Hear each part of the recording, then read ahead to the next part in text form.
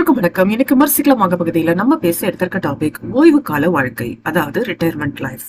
Retirement life அப்படின்றது என்ன? அது ஒரு பாரமான விஷயமா, ஒரு சுகமான விஷயம் இல்லாம சுமையான விஷயமா? இதனால என்ன விதமான மன நீதியான பிரச்சனைகளை நம்ம சமாளிக்க வேண்டி வரும் அப்படின்றதான் இன்னைக்கு நம்ம பார்க்க போறோங்க. வாங்க பார்க்கலாம். ஓய்வு கால வாழ்க்கை, அதாவது ரிட்டையர்மெண்ட் லைஃப்.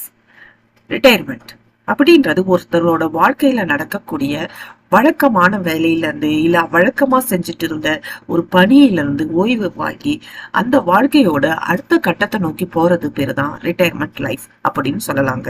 இந்த ரிட்டையர்மெண்ட் லைஃப் அப்படின்றத இன்னும் நம்ம கிளியரா சொல்லணும் அப்படின்னா, பொறுப்புகள் நிறைஞ்ச நம்மளோட கரண்டா இருக்கிற வாழ்க்கையில இருந்து விருப்பங்கள் அதிக நிறைந்த வாழ்க்கைக்கு மாறக்கூடிய ஒரு பருவநிலையை தான் நம்ம ஓய்வு கால வாழ்க்கை அப்படின்னு சொல்றோம். சில பேருக்கு 40 வயசுலயே இந்த ஓய்வு கால வாழ்க்கை அப்படின்றது தொடங்கிடுதுங்க. சில பேருக்கு 80 வயசானாலும் பசங்க தன்னை டிபெண்ட் பண்ணி இருக்கிற மாதிரி நினைச்சுக்கிட்டு ஓடிக்கிட்டே இருக்காங்க. இந்த ஓய்வு கால வாழ்க்கை அப்படின்றது ஒரு குறிப்பிட்ட வயதுல கரெக்டா நீங்க இந்த மாதிரியான ஓய்வு கால விருப்பத்துக்கு மாறிடணுங்க. இந்த ஓய்வு கால வாழ்க்கை அப்படின்றது கரெக்டான டைம்க்கு நீங்க மாறிட்டீங்கன்னா ஈஸியா அதை டேக்கிள் பண்ணிட்டு வந்துடலாம். இதோட சிறப்புகள் என்ன அப்படின்னு பாத்தீங்கன்னா, ஒரு குறிப்பிட்ட வயதுக்கு மேல நம்மளால வேலையோட பளுவை தாங்க முடியாதுங்க. அதனாலதான் ஓய்வு கால வாழ்க்கைய நம்ம ஊர்ல எல்லாம் 60 வயசுக்கு வச்சிருக்காங்க.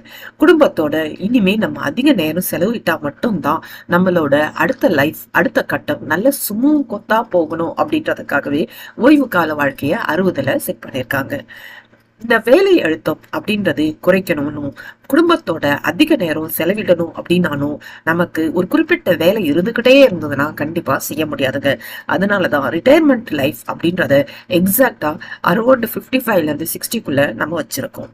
இது ஏன் அப்படின்னு பாத்தீங்கன்னா, இந்த ஓய்வு அப்படின்றது நம்மளோட மனதுக்கும் சரி உடலுக்கும் சரி ஒரு குறிப்பிட்ட டைம்ல நமக்கு கிடைச்சே ஆகணுங்க.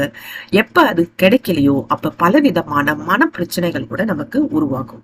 அந்த மாதிரி பிரச்சனைகள் இருந்து நம்ம மீண்டு வரதுக்காக தான் ரிட்டையர்மெண்ட் அப்படின்ற ஒரு சிஸ்டமே நம்ம வச்சிருக்கோம். ஆனா இந்த ரிட்டையர்மெண்ட் சில பேருக்கு மட்டும்தான் சுகமா அமையுது. நிறைய பேருக்கு பாத்தீங்கன்னா அது எப்படி டேக்கிள் பண்றதுன்னு தெரியாம அதை ஒரு பாரமா எடுத்துக்கிட்டு அதை ஒரு சுமையா ஆக்கிக்கிறாங்க. அதனாலதான் இன்னைக்கு நம்ம அதை பத்தி பேச போறோம். ரிட்டையர்மெண்ட் லைஃப், இந்த பொறுப்பு நிறைஞ்ச வாழ்க்கையில இருந்து விருப்பமான வாழ்க்கைக்கு மாறணும் அப்படின்னு பாத்தீங்கன்னா, எதுக்கு மாறணும் அப்படின்றத முதல்ல நீங்க